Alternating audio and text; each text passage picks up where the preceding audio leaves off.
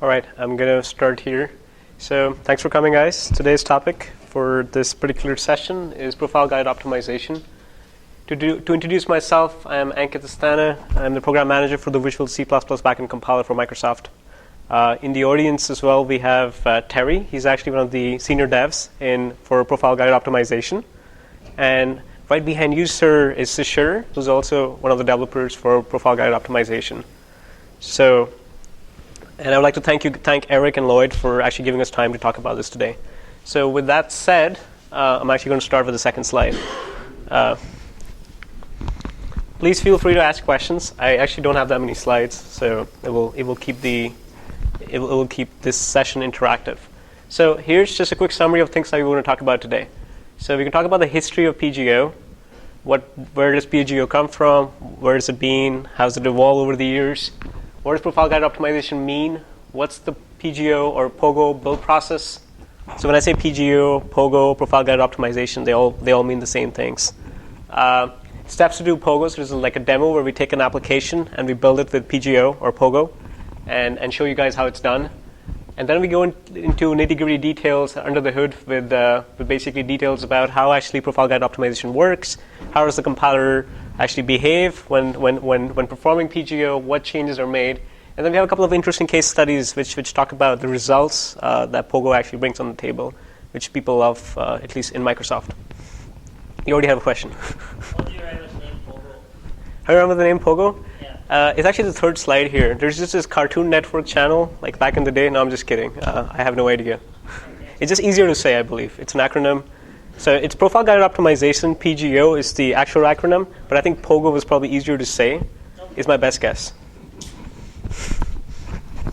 That answers your question, right? Yeah. So I believe this is the most boring slide in this presentation, or at least hope. So history. So a little bit of history here. So Pogo that is actually shipped in Visual Studio today.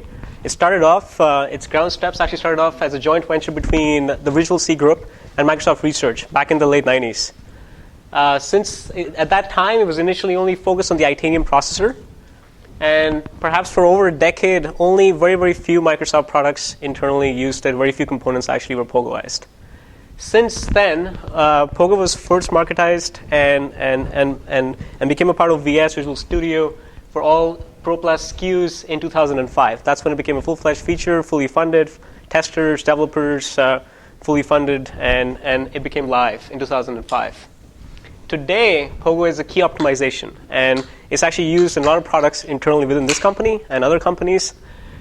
And if I had to summarize in one line, I would say like it's actually the DNA for most of native products that are there that are actually performant. So we're very proud of the technology that we have here, and we work hard on it. That's basically just like a summary on the history of PGO, Pogo, or profile guide optimization. The next slide is basically regarding the companies and perhaps the products that are typical products that actually use Pogo. So like Mozilla, SAP uses it, Adobe uses it, a lot of internal Microsoft products use it. So believe it or not, you guys, knowingly or unknowingly, have already used Pogo as a result of using these products. No questions there, I'm guessing. So the sad thing, though, is that when you actually go Google Pogo, which was I was doing last night, or Bing Pogo, for that matter, this is what actually came up in Google Images. But this is not what we're here about. This is not what we're going to talk about. I remember that as a childhood memory, though. It just sounded funny. So at this point, I'll probably ask a question here. How many people here have actually used Pogo or PGO?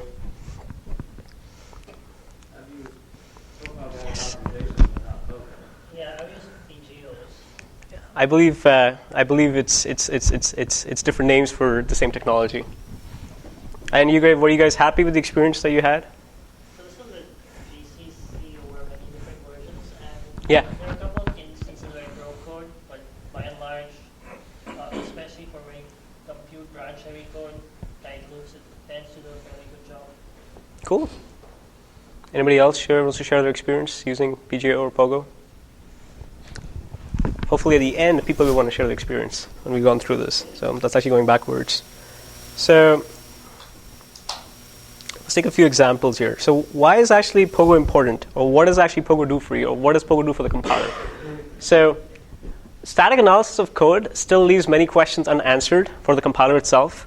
So if you take a look at the code snippet on the left, for example, like the static compiler or the static analysis actually has no idea about how often is A actually less than B.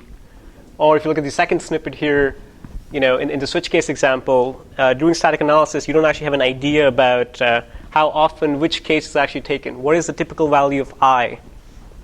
You can further take this example to the other snippets here, where if you dereference a pointer, or if you're actually trying to find the typical value of a pointer, the static analysis actually doesn't have any idea about this either. But here's where actually Pogo helps. So these are just examples of code that today, when you do static analysis, the compiler has limited information.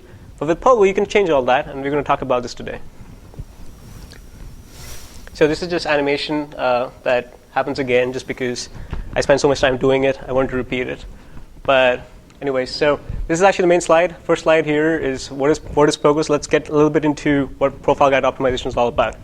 So profile guided optimization is a runtime optimization. And by doing this runtime optimization, what you're doing is you're basically leveraging profiling data that is generated as a result of the user running performance-centric scenarios or training his application. Using the profile data that's actually collected as a virtue of running these training scenarios, which are performance-centric user scenarios, is what actually helps the compiler optimize the application at the end. So what Pogo does, so Pogo optimizations generally have significant advantages over static analysis or over the traditional static optimizations. As Pogo optimizations are based upon how the application actually behaves in production environment, because that's what we simulate by training it. And the basic principle besides Pogo is basically creating code that is actually generating code that's actually smaller, but at the same time faster. So that's like the mantra behind Pogo. You want to build smaller applications, but faster at the same time. So how does it actually do that? It basically methods or functions or code snippets or code sections that are actually hot or basically used very frequent in user scenarios. Those sections, Pogo will optimize them for speed. Sections that are not so hot, not so frequent, a little bit cold, those sections Pogo will optimize for size. So at the end, what you get is you get faster code and smaller code, which benefits to the performance optimizations that you get. As of today, Pogo can be used for traditional desktop applications only, and it's supported on x86 and x64 platforms. Does anybody have questions here? What do you mean by traditional desktop applications only? This doesn't include modern apps. For example, if you're trying to build a Windows Store app today, you can Pogoize that. Okay.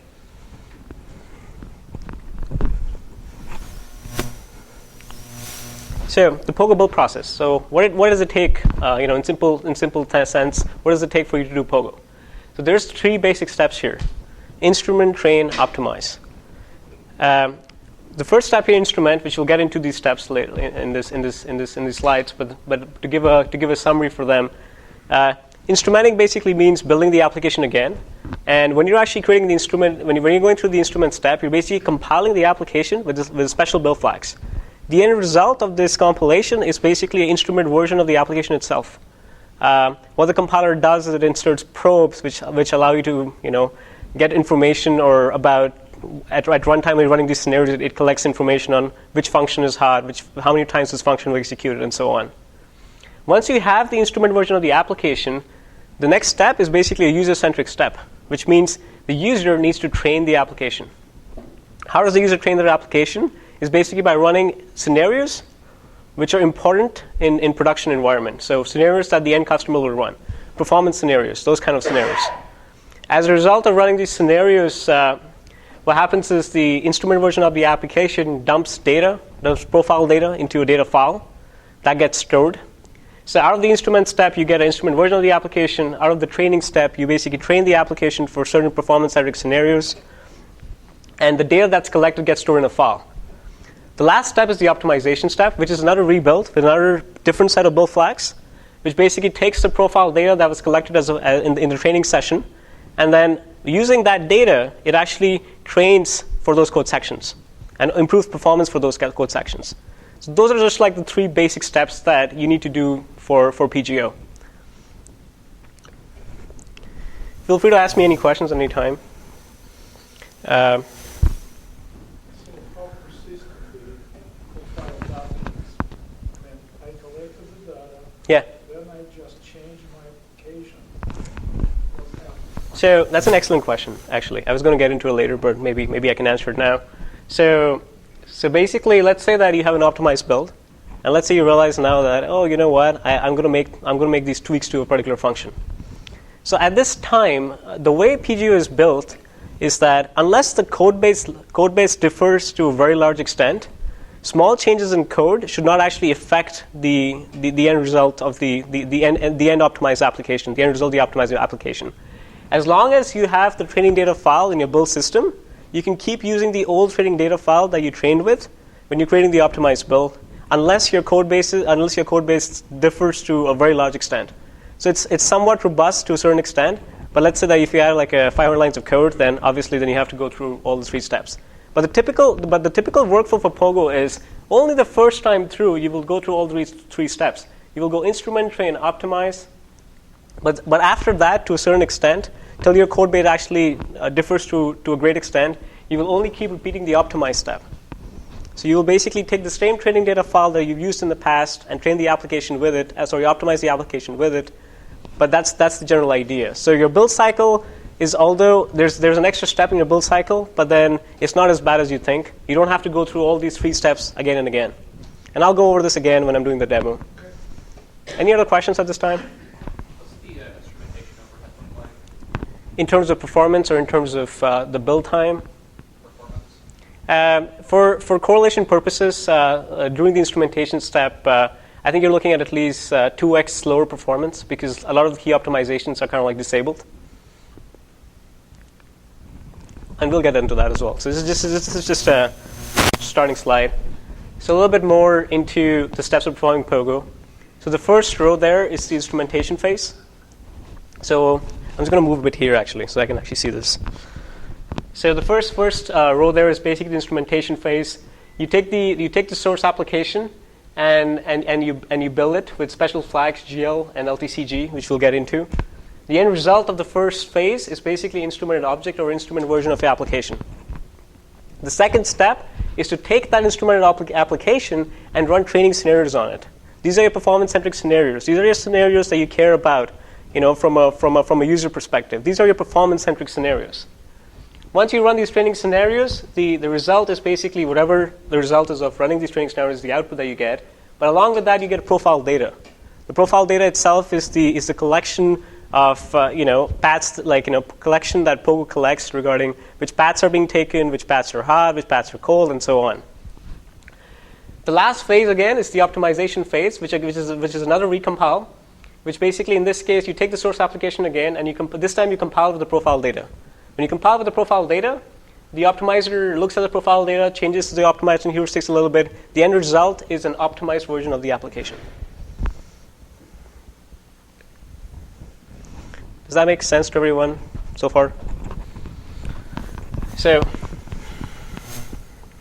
this is actually quiz time here. See how you guys doing. Does anybody know what 1, 2, 3 are? So compile GL, LTCG PGI, or LTCG PGO. Do those 3 flags ring a bell to anybody here? Anybody wants to take a shot?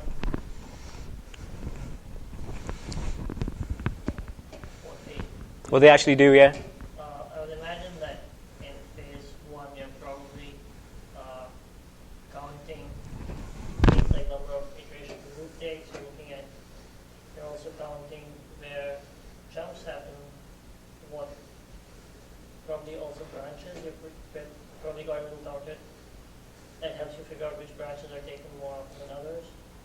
Yeah, close enough. I was going more after the flags, but that's the general. That is basically what generally happens during those phases, right? So the first flag that you need when you want to use Pogo is GL. So what does the /GL flag do? The /GL flag is basically whole program optimization, and what that tells the compiler is to defer the code generation part till the Lync phase. When the Lync phase happens, then the linker actually calls back into the compiler, and finishes compilation. So the biggest advantage of doing this is that if you're using /gl, then you're not only optimizing or compiling, you're not only optimizing one module, but you're basically optimizing and compiling against a set of modules. So you get a lot of performance gains for that. So if all your modules are basically compiled with a /gl flag, then during the link phase you will see that the linker will call back into the compiler and then use that to basically optimize all your entire set of modules at once. Although there are many optimizations which actually gain from doing /gl, but one important one that I would like to call out here is inlining. So typically, when you're trying to inline functions, you basically inline within one source file. But with /gl, you can basically inline across modules, different modules. So sorry, you have a question? Are these source files OBJs? Or Yeah, so basically CL is, when you CL, you get an OBJ. source files with code inside of them, like debug style, or what? These are just regular CPP files that you have. And what I'm saying that with GL, what you're doing is you're optimizing across like object files. CPP for the OBJ, or both? Or I'm sorry? you're talking about the CPP for the OBJ, or both of them at once, or what? I'm talking about... Normally when you inline code, you read the code, Yeah, absolutely. So... I think another way of asking the question is, what are the inputs to the linker in step 2 over there? Does that... It's just the object, the object file. So when you're doing the link phase with LTCG or with /gl, you're basically optimizing across object files. So if you have foo.obj and you have boo.obj, and there's a call in foo.obj to boo.obj, typically if you're not using GL, you will not inline that call. But with GL, you will basically inline across boundaries and across module boundaries. In this case, module being the object file itself. May I rephrase the question a little bit? Sure. Yeah. Absolutely. Yeah. In the context, I would ask, what's the difference in content of the OBJ file with and without GL flag? That would explain a lot, I think. I see. So basically, it's the set of optimizations that you're running itself, right? Because the Yeah. message was when you use GL, we defer code generation. Yeah. That would imply that OBJ file generated with GL flag doesn't have any code in it. Is that true or not? That is true, actually. Yeah. So, and that's the follow-up question, what's in it then? Yeah. I think I can answer that question, but I think the more interesting question, or the point that I'm trying to get across here, is a little bit different. The point that I'm trying to get across is that yes, the point that we're trying to get across is the fact that the code generation actually defers to the linker stage. Yes. But at the same time, the set of optimizations that you're running on the CPP file to create that object file are basically different when you're running when you're not doing GL or doing O2 or something versus doing GL. The big point here is basically that with GL, you're basically taking a look at the entire object files in your path, and you're trying to basically optimize across object file boundaries, which is traditionally not the case with O2 and other optimization build flags. Yeah, so that's basically the whole Yeah. purpose of OTCG. Yes. That's correct. Yeah. And I'm still trying to get back to the original question. Yeah. What's the content of the OBJ file if it was generated with GL flag? Does it have actual machine code in it? Yeah, I actually don't have the answer to that question. Okay. I will get back to you on that one. I think what you're saying is that Yeah. the foo object at link time can pull stuff from not just the bar object, but from the source code for the bar object at link time. Do the compilation. No, I'm not saying that, That's no. not the case. That's not how it works. Parse tree. Something about the parse tree is in the OBJ. I'll actually let Terry walk in here. So Terry's actually the dev on the. Terry, you want to take that question? Sure. When you do a GL link, the OBJ files contain basically the IL to the front end and the back end. That usually the back end parses. So when you do an LTCG link, you end up with a bunch of OBJs that contain what usually is the IL path to the front and back end. Compiler can put them all at once and run it roughly. So there's an intermediate format called CIL that is different from the CIL for C# that we use in the native world that typically isn't ever exposed internally except for in this case. Does that answer your question to a certain extent? Yeah. But I think the main point I think I was trying to make was a little bit different, rather than which is basically that with GL again, you're basically optimizing across different modules or across different OBJ files. I'll move to the next slide. So GL is a compiler flag. LTCG is a linker flag. So if you compile something with GL and you try to link those object files, then the linker will automatically detect that these files were compiled with /GL, and at that time it will actually throw in this flag implicitly, the LTCG flag, which is basically the sister version of the GL flag for the linker, though. So it's GL is for the linker, LTCG is for GL is for the compiler, LTCG is for the linker. So when you try to create the instrumented version of the object or the application, the flag that you're using on the linker phase is LTCG PGI. When you use this particular flag, this basically instructs the linker to create an empty PGD file, which is basically a repository, a source repository for the training data or the profile data that you collect later on. And it obviously creates an instrumented version of the application itself. The third flag here that I'm calling is, again, LTCG PGO, which basically specifies the linker to use the profile data that's there to create the optimized image of the application. So those are the flags there, yeah.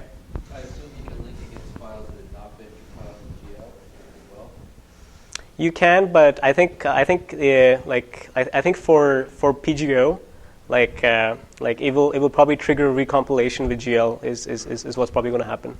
But if you only have a library and don't have access to source for some parts of it, Then those will be already compiled, right?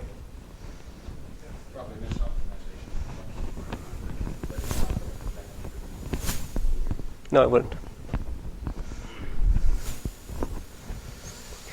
So at this time, I'm actually going to go into the simulation, actually the demo that I have right now. So have you guys seen the n-body simulation before?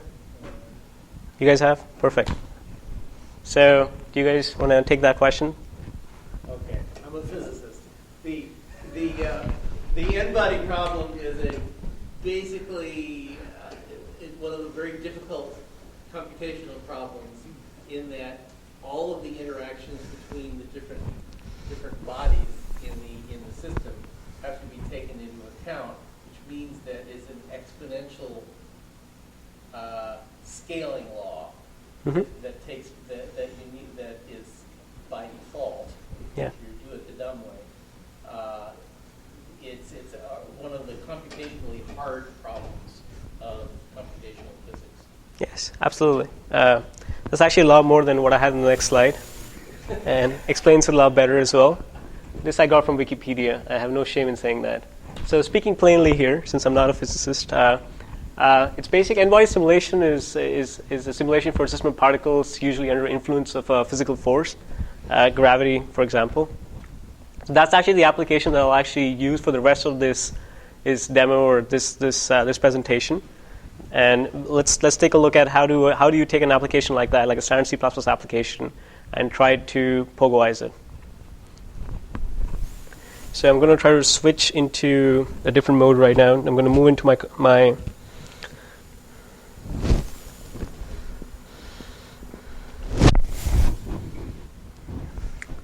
perfect. So can everybody see the screen right now? Are you guys comfortable with the screen size and stuff? Yeah. So here's the I already loaded up the n-body solution here. So there's multiple ways of actually doing PGO or profile guided optimization. The easiest way that I've found is to do it from the IDE, and like if you right click on the project itself, you can go and traverse to the profile guided optimization section, and then you'll actually see these steps that I was talking about. You won't see training here because it's not an explicit IDE like a Pogo step. It is a Pogo step, but it's not a part of the IDE experience, and I'll explain what that means in a second. But you'll see options like instrument, update, optimize, and like run instrument and optimize application. So what I'll do right now is that I'm actually going to build this application, and I'm actually creating an instrument version of this particular application. So I'm just going to go ahead and say instrument. It probably takes about 30 to 40 seconds to build this. Given the length of this demo, I just chose something that was small. So that's actually the first step that I was talking about. That's the instrumentation phase. So you'll see as a result of this, what's getting built right now is the instrument version of the application.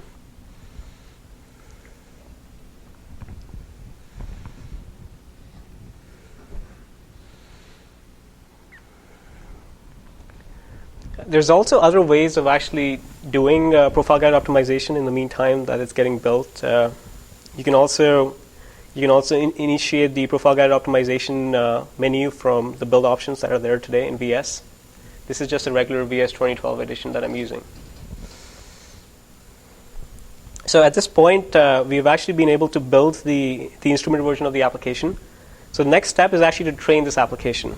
Since this is actually a pretty simple, not a simple, but it's pretty simple application in terms of the complicated applications that are out there, training this application is fairly simple. All I do right now is that I'm actually going to move so if you look to the right, there's a bodies menu there. I'm going to move bodies to max bodies, and I'm actually going to restart this, restart the restart a scenario that's here right now. So if you take a look at the towards the left, there's some KPIs or key performance indicators. There's the number of bodies. There's FPS and gigaflops. Those are kind of like the performance KPIs that people use when they're demoing this kind of application. So at this time, I'm actually going to move the scenario to max bodies, and I'm actually going to let it run. So what's happening right now is that as soon as you actually ran the instrument version of the application, Pogo or PGO in the background is collecting training data. So data is getting collected on which functions are getting called, what code paths are being taken, and so on. And all this data is getting dumped into a training data file that was created as a result of the instrumentation phase. So right now, when you're doing this demo, there's data getting written. So I'm going to let it run for maybe like another 10 seconds. And I think at that point of time, I would have collected enough sample data for training this application. Does anybody have questions regarding? What's the average size of this profile? It really depends, but I think a max size probably like 3 to 4 MB is what you're looking at for bigger applications. But it really depends, like how much training, how many scenarios are you running, and that kind of stuff. No, you're not. Yeah, you're not talking about gigabytes. So I'm actually going to show you that right now. So as soon as I actually kill this application, there's a utility tool. One of the Pogo features is called auto sweep. So it automatically detects when the application is closed, and then what it does is that it takes the data that was being collected in memory and dumps that to the file the training data file or the profile data file that was being generated for this application. So I'm actually going to go and take a look at what I have right now. So.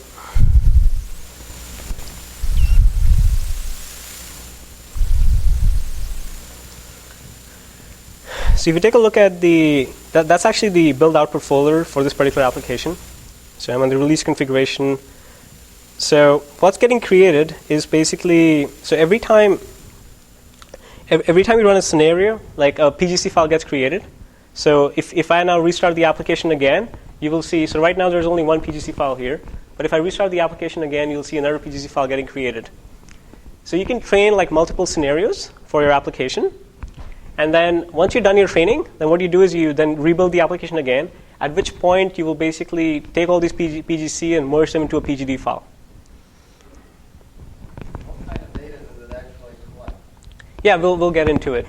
We'll get into it later in the presentation. This is just I'll be using this demo along, but as a start, like you're basically collecting data on like function entry, like which functions are hot in terms of like how many times this function was entered, which like you're collecting information on, let's say if you're doing like switch I, like a switch case, right? You're collecting information on the index variable for that switch case. You're collecting information on values, potential values for that, and all that kind of stuff. So that's what you're getting created. But we'll get into it in a few minutes. But so now let's say that you already have you've done training and you have this PGC file in this case. The next step usually is to basically create the optimized build for the application. So I'm just going to go back here and click optimize, and I'm going to keep the menu here. So if you take a look at the first line there, it's going to say reading PGD file. So that PGD file, like if you can follow me there, right here. So the first thing it does is actually it merges the PGC file, which is that one scenario that we trained for, into the PGD file, and then it basically reads that PGD file for optimizing the application. So using that PGD file, you'll see that there's the next line there saying that this application has about 3,600 methods, out of that, only 5 methods will be compiled for speed. So it figured out, PGO was smart enough to figure out that when we were training the application, the training scenario itself, the live code or the hot live code was basically representative of those 5 functions there. So those 5 functions now have been compiled for speed. Everything else would essentially be compiled for size. So the result is a faster but a smaller application. If you train it again, you're going to get a new PGC file. When it goes through and does an optimized build, is it going to merge this old PGC file as well as the new one into your PGD file? I assume it's remembering information. As long as you have the same instrumentation build. So right now, what's happened is that what's happened right now is that you've created an optimized build. So the n-body gravity CPU.exe is actually an optimized version of the application. Had you not created, so if you now, so these each PGD file and PGC file have timestamp associated to it. So so at this point of time, if you try to like use, or if you want to combine a different PGC file into the PGC file that already existed with a different instrumented build, that is not possible. We do not allow that. But what we do allow is basically if you wanted to create, if you had more training scenarios, what you should have done in this case was to, before optimizing it, you should have collected or ran all those training scenarios. As a result of running those training scenarios, you would have a list of PGC files, and during the optimize field, we'll basically take those PGC files, merge them into a PGD file, which is then used to create the optimized version of the application. So your various use cases that you're going to be using for optimization, there might be more than one. Yeah. You're going to use each use case will somehow merge into the overall optimization profile that you're using. Is there some mechanism for saying this use case is more important than that use case, and has this one is more, this one gets weighted with more weight than that one? Yeah. So in the IDE, actually, there is no way to do that. Like first, the answer to the question is yes. There's actually a way to associate weight against each PGC or each scenario. Okay, but using the IDE, given that traditional PGO, like the vanilla PGO users are not going to use that, there's a command line tool called PGO Merge. So using that, you can basically add weights to PGC files. But that is a functionality that we do not allow you to do from the IDE. So we're trying to improve the usability experience overall moving forward, but that's the current state of affairs today. You're welcome, yeah. Can you tell which 5 functions are hot? Yeah, you can actually. So what you can do is, I'm actually going to jump in the command line tool right now. And let me just figure out where this...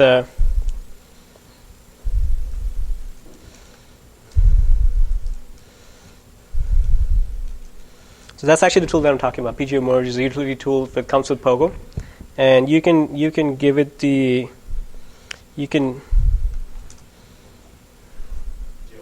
Yeah, sorry, PGO MGR, PGO Manager. My fault.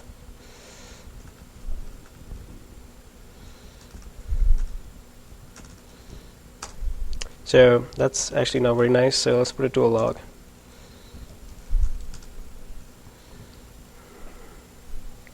So right now, is that better? So right now you can kind of like see, so you have something like an entry. So these are all function names. There's multiple options here, for example, that you can generate different kind of reports, but this is just one sample report that you generate out of the PGD file or the profile data file. So you have a dump of functions here, the function names. What we get is the entry count, the static instruction count, dynamic instruction count, and the percentage total.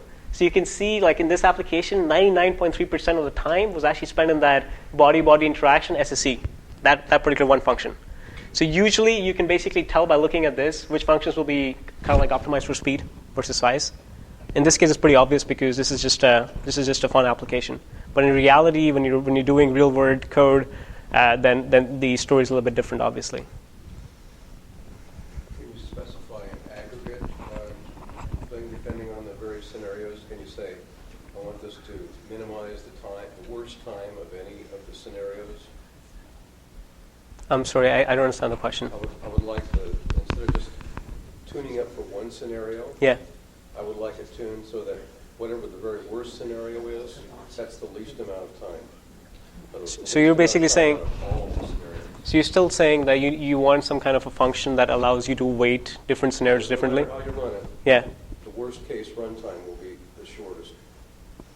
Yeah, you could do that. So what you need to do in that case is that you basically train for that scenario, which is your worst case scenario, right? And then you train for your other scenarios. But then during the when you're trying to build the optimized version of the application, you give an extremely high weight to that scenario, which is your worst performance case scenario that you're trying to aim for. Yeah, so in particular, I'm thinking like in a display system, you might have something that's very challenging to display and some things that are easy. The things that are easy, you don't care about them. The things that are challenging to display, you care about them because they're going to be visible to the user. So you want to minimize the high. Yeah, and you could totally do that. It's really so with PGO, it's really up to the user how you actually we give you all kinds of freedom in what training scenarios you want to choose, because you as a user, you know your application best. You as a user know your performance scenarios best. So what does that look like in one of these optimization? Can you edit the optimization files and change the optimization, or the scenario files? No. That's something that you can't do. So are you trying to say, like, can you basically say, instead of actually running a training scenario, can you generate a PGD file which simulates a training scenario? Yeah. No, today we don't actually have the ability. But that's a good question. Is there any other questions regarding? Are these tools only available in Visual Studio 2005? No, PGO actually has been a part. So it's been shipped as in VS from 2005. So these tools should be available in any Pro Plus SKUs. So it's not a part of the Express. You charge money, but yeah.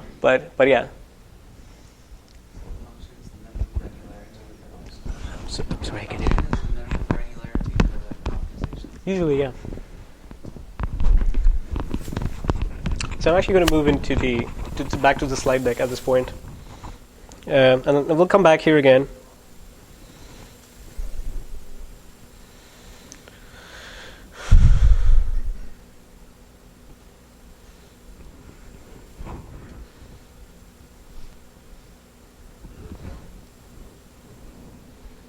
So let's go back to this again here. So you guys remember the slide? I just kind of like flashed it earlier in the slide deck. So how does Pogo help here now? Let's go over that. Let's take a look at what the compiler actually does, or the optimizer actually does for use. How does it actually use this profile data? So first, PGO under the hood during the instrumentation phase. What really happens? So what the compiler does is that it takes the application, and in the code that's getting generated for the application, it inserts probes. Speaking plainly here, there's two kinds of probes.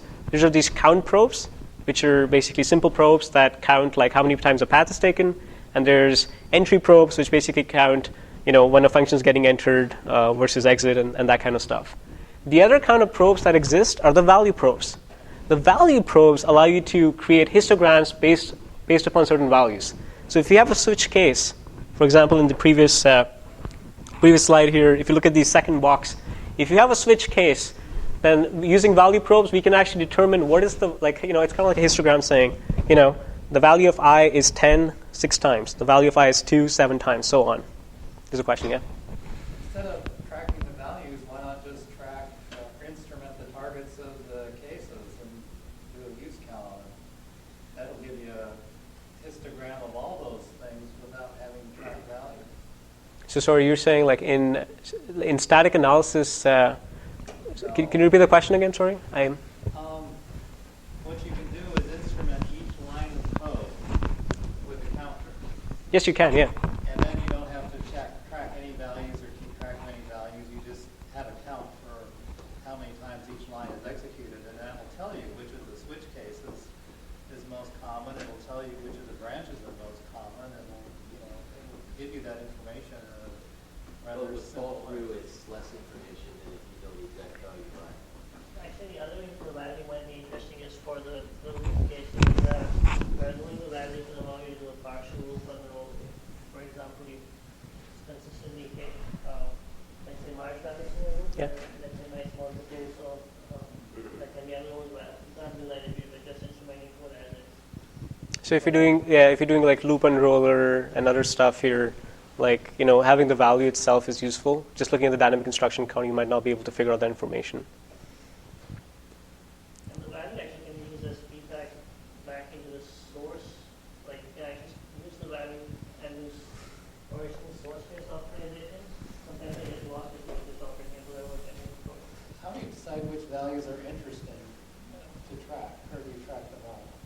No, in this case, for example, in the switch case, right, you're basically just tracking the value of I.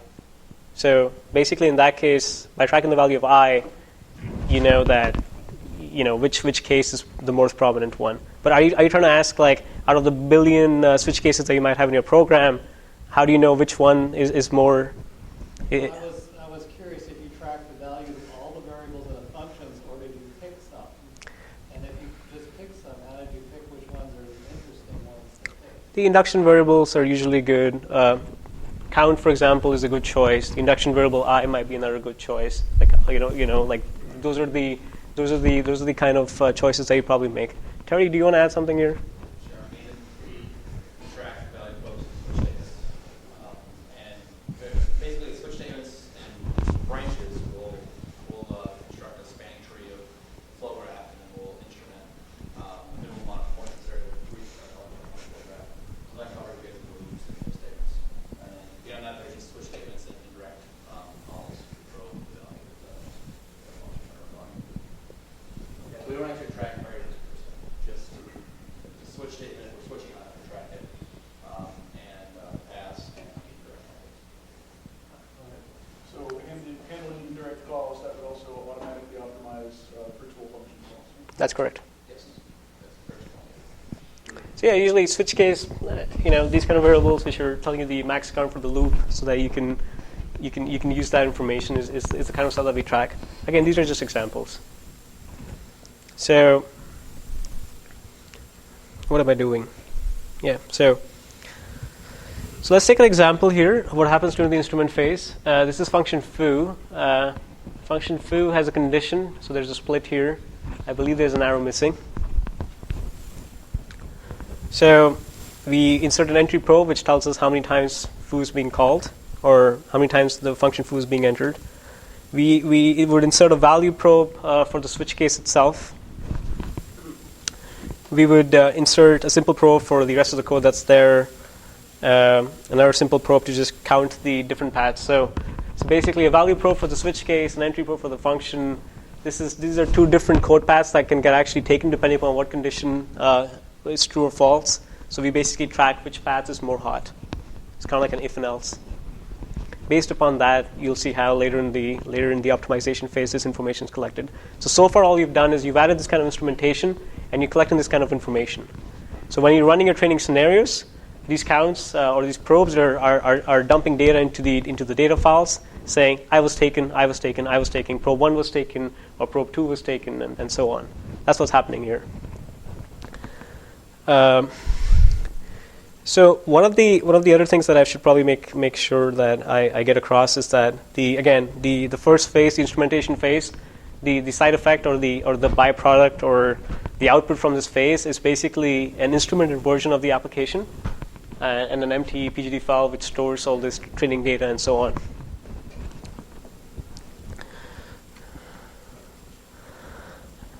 So the next phase, once you have the instrument version of your application, is the training phase. During the training phase, you basically take the instrumented application, you run it, and you run your training scenarios on it. So these are your performance scenarios and so on. So an example of like a training scenario that I can talk about is, for example, for Firefox, Mozilla Firefox is actually one of the customers for PGO. Startup for them is a scenario.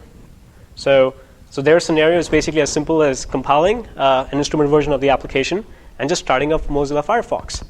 And that's actually true for a lot of applications that we've seen, that startup is like a de facto scenario. There's some other scenarios too, but that's one that's actually common across. So those are the kind of training scenarios you'll have. Depending upon how complicated your product is, you might have different ones. If you have a game like FIFA, then one of your training scenarios might be the path detection and the collision detection algorithm that you're using in your gaming engine, and so on. So once you run your training scenarios, you basically are collecting data, again, training data that you use. So every time you train for one scenario, which is basically one life cycle of the application itself, you create something called a PGC file, which will eventually get merged into the PGD. The naming convention that we follow and its used is basically the application name, and the number here is basically how many PGC files actually exist. So that's what's going to happen. So when I was actually doing my demo here and I'm going to go back.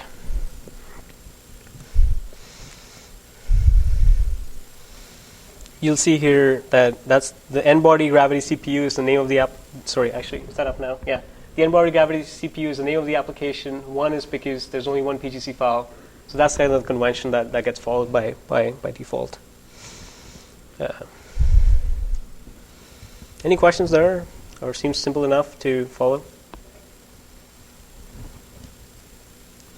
Are you going to talk about what kind of performance gains you got, size gains? Yeah, we're going to talk about that as much as we can.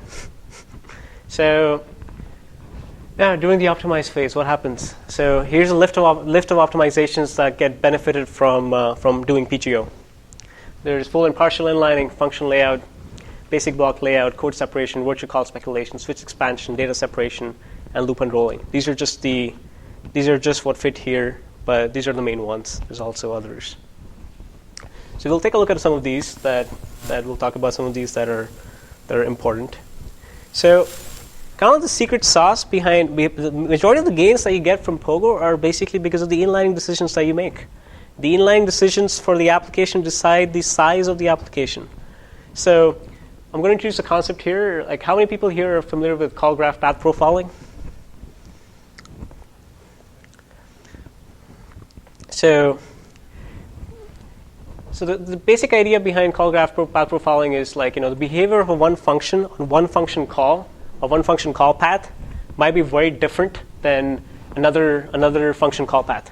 So if you're calling foo from function moo versus calling function foo from function boo, for example, then the behavior that you might get out of function foo might be totally different.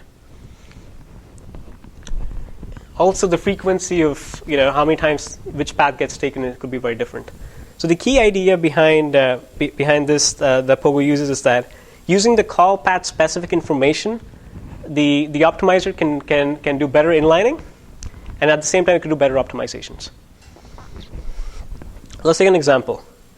So of how this actually works. So here's A, B, C, D, foo are all functions. I gave up after coming up with a name for function foo because I'm not very creative. But these are all functions here: A, B, C, D, and foo. We have a start node there. So let's take a look at how this works. So in principle, we're going to assume that from the start node makes a call to every function that exists there. So you'll see a function call from start to A, function call from start to B, C, D, and function foo.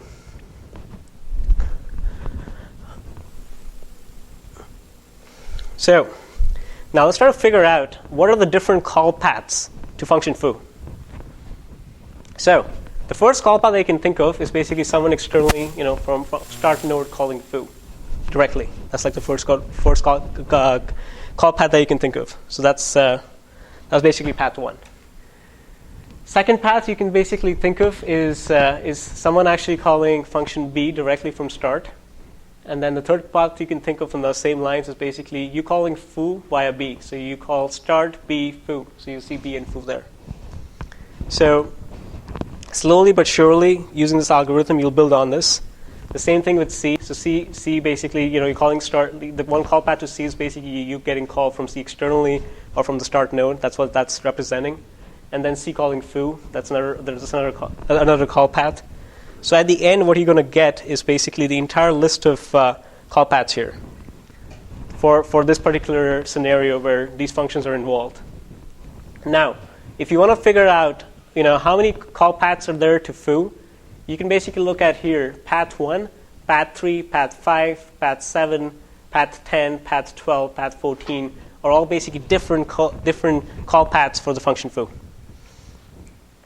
So once you have this piece of information, we'll use it. Pogo will use it to its advantage, and we'll see that in the next slide. So in this case here, there's basically seven paths for call paths for function foo. Any questions here? You're going to ask me about the numbers? Sorry, yeah. What happens when you have recursion? Recursion? Yeah, I mean, this is just the idea, the principle remains similar, right? But this is just an easier example. Recursion is a hard example to explain here, but the idea remains the same, though. Okay, yeah. My use case I'm thinking of is a chain of processing objects through which data flows, of which many of the objects are of the same class. Yeah. But they're different objects. Yeah. How does this call path business work when you're really calling back to the same function in different objects? The simple answer, which I can always give you, is very complicated.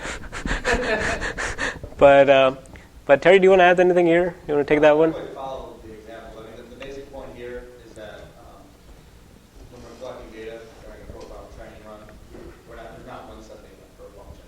There's a unique set of data for every possible basically call stack that can apply to that function. Does that make sense? So in your example, sir, right? So if you're calling, I don't know, function foo calls itself recursively, and essentially because every time you're calling it, the state of the variables or whatever is different. You still apply the same principle here, but maybe we can chat later and we can talk about how this will work in your scenario, if that's okay with you. For recursion specifically, this whole concept is only applied at potential inline sites. So if there's ever a situation where it's not an inline site, like recursion usually we don't have recursive calls, then it doesn't give us multiple data set. Okay, I'm thinking of a data flow kind of a scenario where you've got data flowing from object to object, where all the objects are subclasses of the same. Yeah. So the other example here is, so the inliner heuristic itself, the optimization inlining has certain heuristics, right? So for example, like depending upon different inliners have differently, obviously depending upon what language and how it's being implemented. But there's something called depth. Like there's a depth constraint, which is basically the maximum number of calls that you will basically go up till for inlining. So it really depends. But something as complicated as recursion, it's a really complicated example to get into. The simple point that I'm trying to make here, and we can chat later about this, but the simple point that I'm trying to make here is that what Pogo does is, what the beauty about, or the secret sauce behind Pogo is that, when it comes to, it basically uses this call path profile, which basically is like, you create a data set for each call path. So you basically say in this case that function foo has 7 call paths. There are 7 different call sites for function foo. These are the call paths for function foo. It's kind of like an array that you create, and then you basically count which call site or which call path is actually more frequent than the others. That's the basic idea that Pogo will use eventually from the slide, which I'll demo in the next slide. But something like recursion is a bit complicated to explain. We can chat later if that helps you, if that's okay with you. Thank you. Yeah.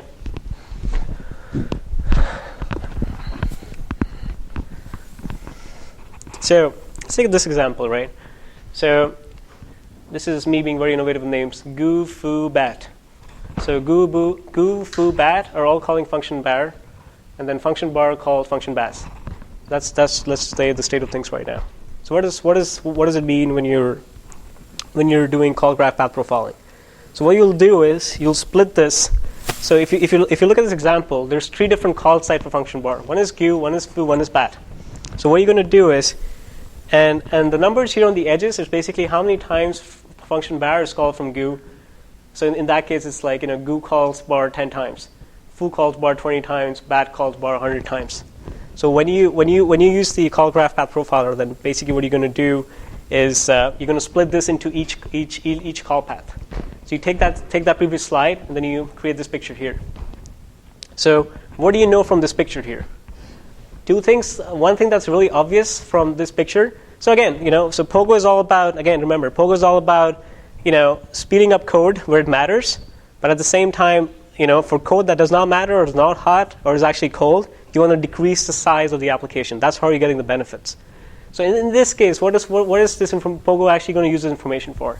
You realize that the maximum benefit that you're going to get from the inlining decision that you can make now using Pogo is that bar, if you inline bar into bat, that's actually the hottest call path. And that's actually the most benefit that you're going to get. Whereas if you do the same with bar into goo, you basically increase the size of your code, but you're not really gaining much in performance. So this is how you basically, Pogo will use this information to, again, generate smaller but faster code. So you'll see in this example that bar gets inline into bat, and baz gets inline into bar. Those are the two things that happen. So again, call site-specific profile directed inlining minimizes the code bloat due to inlining, because you're not inlining everything. You're not inlining every function call into another. But at the same time, you still keep the performance that's needed, and the lower or the smaller application size gives you the extra performance boost that you need with locality and all the other goodness that you get. Does that make sense? So it's interesting that you have bat or bar inlined into bat and then separated out baz inlined into bar. Yeah. So rather than combining it into a chain of three, inline, you're going to let everybody use that. right, yeah. So if you take a look at, let's take a look at this example, right? So bar calling baz, the frequency on this edge is very, very small. So if you want to inline this, yes, you can inline this. But then it's not really, you're not going to really get any performance, like huge performance benefits from that. Right. Well, I guess my Yeah. point is that you've done the work on the first one, for the second two, but you've done the work in the bottom graph for the first two. I'm just wondering why it wouldn't make Why not sense have for all them all. three dumped into the bottom line? Because it increases the size of every call to bat if you do that. Yeah. Or a negative gain because you now Exactly, yeah. code cache. So these guys are all C++ programmers. They're real intense. They're thinking. Is I'm very happy you're passionate about this. there any way to control the decision making of the optimizer? For example, no matter what, I don't want this function to be inlined at all. There's flags that that you can use. That I think there's probably don't inline and those kind of flags that you can apply to the compiler. I think it's supposed to be different from the pragmas, which ordinary optimizer. It might be compiler flags as well, I'm guessing. Terry? Without Pogo, you can specify tolerances for looking at tolerances. Yeah, but specifically for the dynamic optimization, is there any chance to control? Just your training, right? It's based on what training you do. So once training is done, there is no way to additional hint. Don't use that part of training, or explicitly use that part of training data no matter what. You can Control the final Pogo database. Like you can choose what train to merge in. Okay. you can delete, like if you're not saying, like if you train, let's say for a scenario, so there's a PGC there for that scenario, and you're like, you know what, I don't care about this scenario. You can delete that. But that's the, so again, I'm going to go over to the next slide, which is, this goes on forever, I believe. So inline decisions are made before layout, speed side decision, and other optimization. So inlining is kind of like a base optimization, and then other optimizations follow is essentially what I'm trying to say, I guess, there. So remember, if you remember the output of that optimized build, you saw something like 6 out of 3916 methods were optimized for speed. So where does actually that come from? So this is actually where it comes from. So the decision actually for whether to optimize something for speed versus side is actually a post-inliner decision, and it's basically a decision based upon the dynamic instruction count. So dynamic instruction count is basically how many times was this particular instruction executed and so on. So based upon that, you know what's hot versus cold. Stuff that's hot, you want to optimize for speed. Stuff that's cold, you want to optimize for size. That's just the regular Pogo mantra that follows. So there's other optimizations, as I said, like that benefit from this kind of information. So you take a look at the block layout. We can ordering blocks, basic blocks, or blocks that are more frequently called together is always good because of locality. You get gains. So in this case, you take a look at this example. The edge ABC or the ABD is actually the hotter edge. the ACD path is basically not a path that's actually very hot. So the default layout for this basic block is going to look like this: A, B, C, D. But now with the information that you collected with Pogo, the counts and stuff, what you can do is you can optimize this to make it look like this. Sorry. To make it look like this. So the locality or the blocks that are more frequent are closer together, A, B, and D. And with this, you actually get better instruction cache locality, which helps in performance, obviously. Any questions there? Seems simple enough. The other thing you can do is the same thing you can actually do is in you can do code separation for live and Pogo dead code. So when I say live, it's basically the decision. What's actually live is essentially is actually a function of what you actually trained for. So if your training scenario says these functions are hot, then these are actually live. If something that's not being called in your training scenario, that basically becomes Pogo dead or dead code for the perspectives of Pogo. So depending upon what you've done with the training scenarios, we'll basically again, like separate out code from live to like differentiate between live and the dead sections, and optimize the layout. So what this gives you is minimizes your working set, and again improves your code locality. Code that is scenario dead again means that that's not been exercised in your training scenarios can be moved out of the way to give you benefits. So you've actually reduced the size of your application or the life like in memory to a certain extent. Yes, sir. Are you collecting temporal information as well? That these three things are always executed consecutively, as opposed to just instruction counts on each? I believe no. We.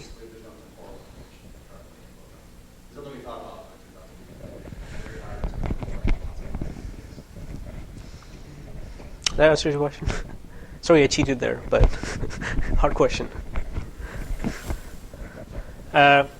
Function layout. So that's again based on the post-inliner and the post-code separation sections.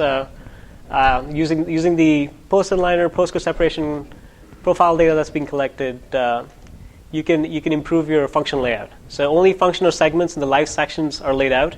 Pogo dead blocks are not included. So functions that are calling each other frequently, you wanna put them together in sections that are closer together. Functions that are not being called or Pogo dead, you can probably move them to a different section. You showed trees here or simple paths like that. Is it possible to also have relatively large circular paths, and then you got to choose where to rotate it, pick the right spot to enter, so that you get the longest section, and then wherever there's a good place to jump, so that when you jump, you're going to have a whole lot of code in front of you, so it's going to do the best for your prefetch queue optimization. So you have that kind of a thing where you rotate the code around. When you say rotate the code around, what do you actually mean? You've got a whole bunch of processing you're doing. Yeah. Let's say you're going to do 1,000 things. Yeah. And you got to, sometimes each through you got to do certain things, maybe, and so you want to organize it so that you've got a simple loop, and so that you get all the optional things, but so that at each point through the loop, there's as much stuff in front of you as all prefetch queue optimized, and so then your execution speed picks up by not having I see what you're trying to say. Yeah. You're aware of the loop. You try it this way. Okay, look at it again. Try it this way. Look at it again. Try it this way. I'm actually not sure if I have the answer to that question.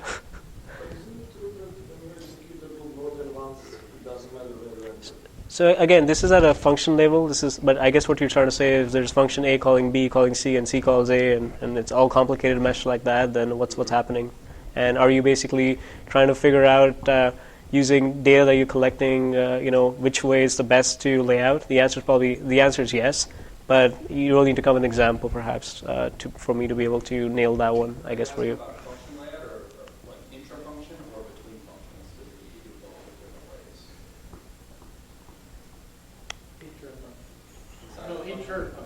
Inter, Yeah. if you're in a loop and you're calling A, B, C, and you go back to the Yeah. start of the loop, and somehow together on the same And- page. That would require temporal information. So what we have when we're laying out functions relative to each other, we basically have a big column, a big graph, of all the functions and the weights. I think back to the next slide, because we have a big graph of all the functions, Yeah. weights between them. And we just recursive process, this iterative process of combining the basically the strongest edge term graph. And all the edges get combined, and then we kind of continue to always have one long. Does that make sense? All right. So you get prefetch optimization in that. Yes, And then A comes after A if it's called after A. Yeah, but we don't have the concept after. We just know that A calls B 800 times, and A calls No, I mean there's a loop, and the loop calls A, B, and C in order, typically.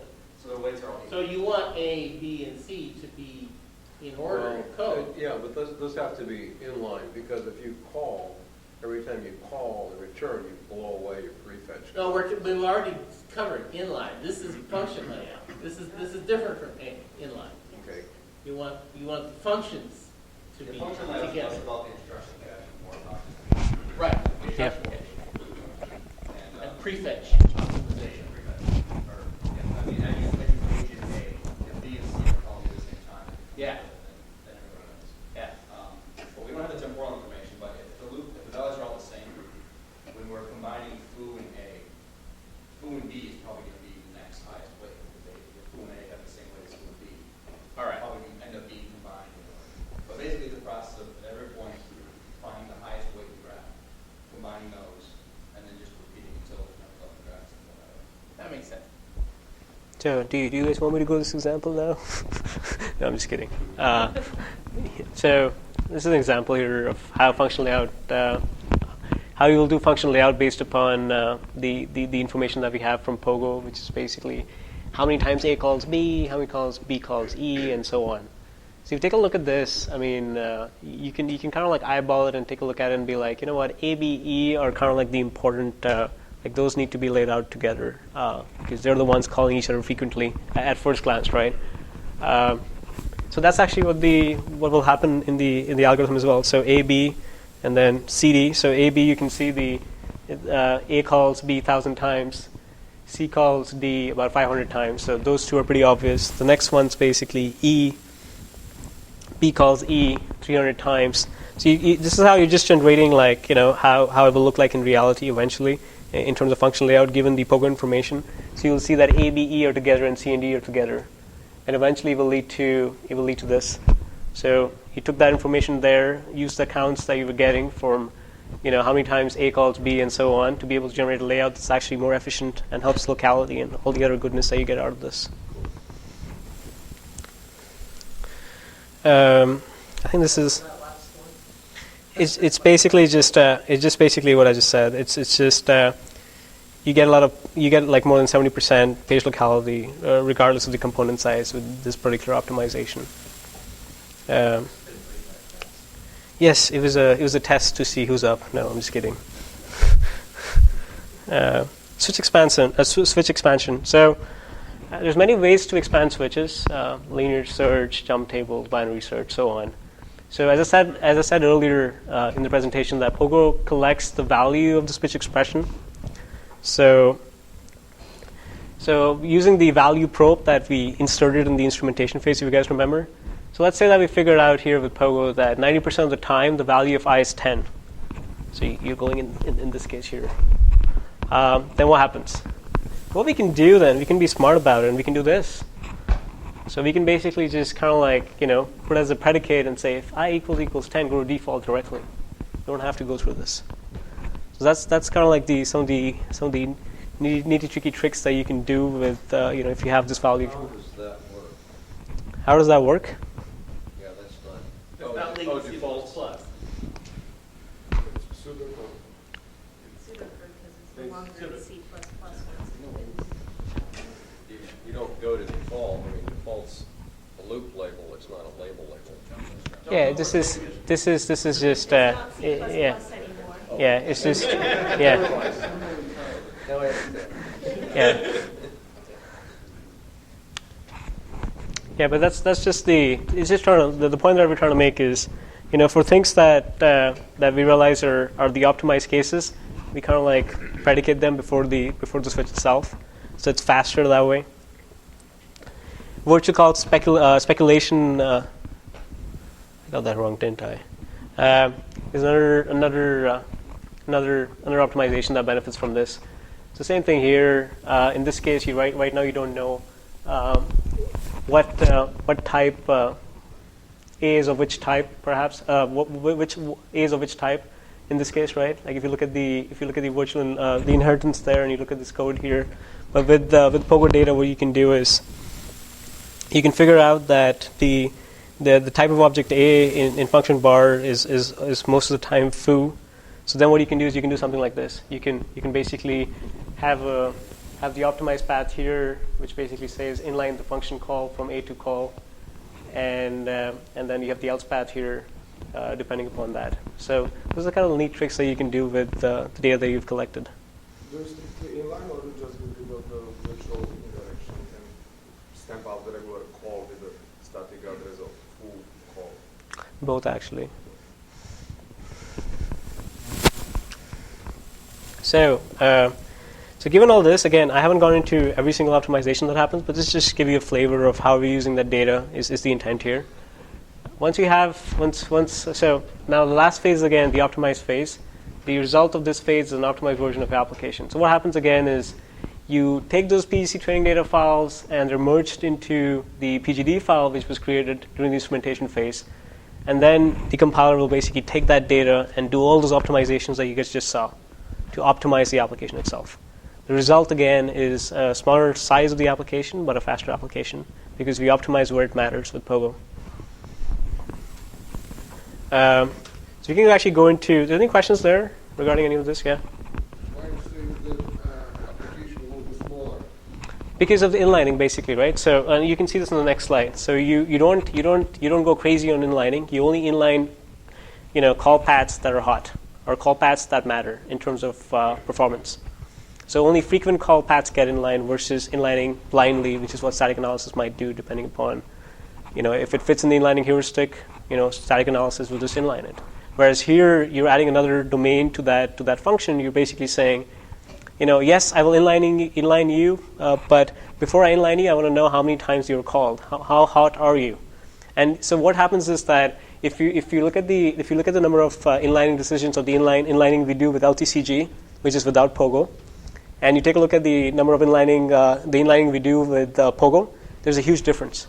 So just inlining, by doing that, inlining and I think loop and roll are probably the two optimizations that blow the size of the code. So with that, we basically shrink the size of the application, but we still maintain the performance that's there because we've inlined all the performance-centric call paths. Does that answer your question? So let's get into a couple of case studies that I have here, and that's pretty much what we have here today. Spec2K is one. So these are some of the micro benchmarks inside Spec2K. I'm sure you guys know. So let's take a look at the application size with LTCG and with Pogo. So I think if you leave the first column, across the board you'll see at least 10% improvement in the size itself of the application. Now, live section size. So the live section size only applies to Pogo, which means that this is the amount of code that was actually live while Pogo training. So out of the 0.52 MB for, actually let's take the Perl one, 0.74 MB from Perl, only 0.25 MB of that entire binary set was actually live in your training scenarios that you basically used. So the other one that might want to look at is the number of inlines, right? So if you take a look at the number of inlines with LTCG, take a look at something like Perl again. It's 8,000 versus number of Pogo inlines, it's about 1,729. That's where that shrink size of the application is coming from in row 3 when you compare it to LTCG.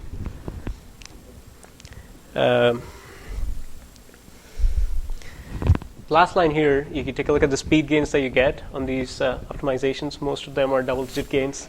in general, on Spec 2K or on x86, you might get double-digit gains with Pogo over standard optimization that you're doing. But that's the idea. That's just a real idea. You shrink the size of the application, and you optimize where it matters in terms of code sites. And the result is you get these gains because of locality, and the performance gains because of the information and the optimizations that you're doing, or the Pogo optimization you're doing based upon the profile data. That's the whole idea here. Another case study here, which so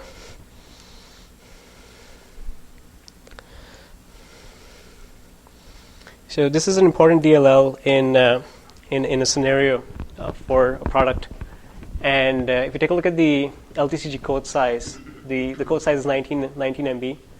Pogo code size is about 16 MB. The number of functions that you take a look at, for example, in terms of LTCG line instances is 970K.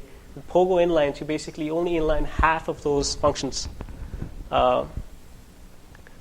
And this is another just case study here. And again, you get double-digit performance gains with this.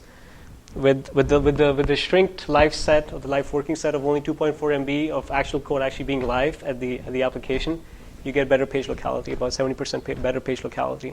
That's where the performance gains come from. That's pretty much it. That's pretty much all I had today. You guys can take me on questions now if you want to, but those are the only case studies that I have. So as far as you know, this is a feature of the Visual Studio Compiler.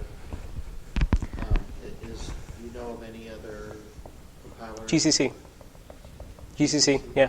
GCC also has. ICC has it as well. Yeah. Like ICC was sort of big on this for they had this thing called VTune probably 10 years ago, and they were very actively marketing it to folks. The one compiler that I don't know having PGO is LLVM, the Apple compiler when you use Xcode. That does not have PGO, but GCC has it. It's been around for a while. This technology, it's not a new technology, but we here at Microsoft have been able to take this and leverage it in different cases. We've perfected it over the years, and it's used. I can't name which ones, but it's used in a lot of Microsoft products that are built here, and it gives them significant gains. What PGO does. So apparently Clang also has support for some PGOs as well. I'm sorry? We just checked that Clang also supports some form of PGOs. Oh, okay, cool, yeah. I mean, all the JITs have been doing stuff like this forever. I mean, it's a part of just-in-time compilation optimizations as well. That's different, though, right? JITs are runtime compiler. This PGO is technology for static compilers. So whether you maintain the heuristics in memory or you dump them to a file and use them, it's accessible. It's different, yeah. But the ideas are the same. Like, if you were having a JIT, then you will be basically collecting similar information. But the thing with the JITs are that given that you're actually when you're doing these optimizations, you're taking away from the application's processing power itself. Inter-procedural optimizations are hard to do. So actually, it depends, right? If you run, for example, Java with the server VM, and yeah. you look at what it's doing, like with the server VM, they actually do invest quite a bit of time once they discover a call site is hard to do inter-procedure optimization. To a certain extent, so there's depths there, but there's other value propagation and all that other kind of stuff are not inter-procedural. So inlining is a base optimization, so people put exceptions there. But even there's so in my past life, I used to work for Oracle as a Java 7 optimization developer. So basically, you have call depths there with inlining, like typically 6 or 5 is the heuristic when I was around.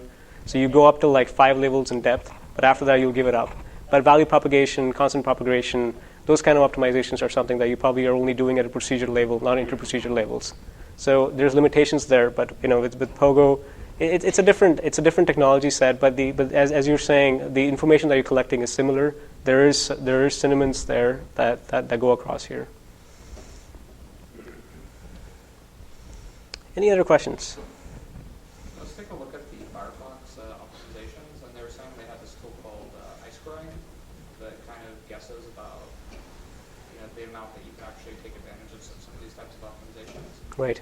So if you were to take an approach like that, could you actually optimize like binaries where you don't have the source code, like for the function call layout, things like that when you link it? Probably, yeah, probably.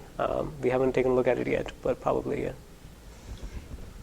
So which languages is this again? PGO? Yeah, C++? C++, yeah. Only, okay, but not, it doesn't work on C#?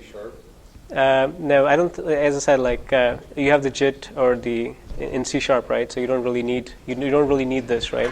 Because you have like a scheduler thread that runs in the background, collects all this kind of profiling data. Based upon that, you probably optimize, incrementally depending upon what methods are hot and that kind of stuff. So you don't really need this. This is more for static compilers for C++ because this is where static analysis fails. So before you guys go, like. Is anybody going to go try PGO at home today or tomorrow or give it a shot? Give it a shot. See what happens. We'll be circulating these slides around. If you guys have questions, my email's there. Just reach out to us. We'll be very happy to help you and hear back from you guys. Thank you.